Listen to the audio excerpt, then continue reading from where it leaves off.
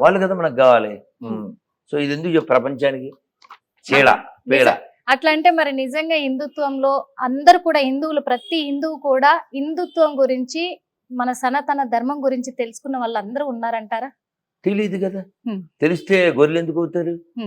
ఇప్పుడు విజయ్ కుమార్ ఎవరు? హిందువే. సతీష్ కుమార్ ఎవరు?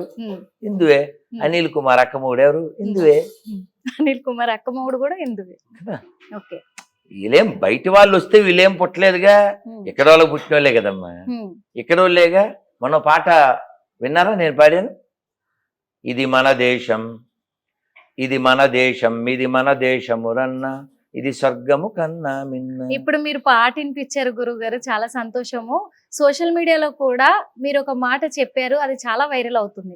వందే మాత్రం పాడిన వాడు మాత్రమే మన భారతదేశంలో ఉండడానికి అర్హులు అని చెప్పేసి. మరి ఆ వందే మాత్రం మీరు పాడితేనే వినాలనుకుంటున్నారంట కొంతమంది, మీరన్న అది గురువు గారు. అమ్మా మేము పాడతాం, చాలా సార్లు పాడాం. ఈ పాటలో మొదటి చరణం వినండి అమ్మా. వందే మాత్రం చాలా పెద్దది తెలుసా మీకు? మనం ఇప్పుడు పాడే 2 చరణాలు కాదు, చాలా పెద్దది. విష్ణు దిగంబర్ పలుష్కర్ అని కాకినాడలో 1932లో కాంగ్రెస్ సభలు జరిగేటప్పుడు ఆయన పాడడానికి లేస్తే ఈ ఎడారి మతంగాళ్ళు అబ్బే అది విగ్రహారాధన వ్యతిరేకం, పాడడానికి వీలు లేదు అన్నారు.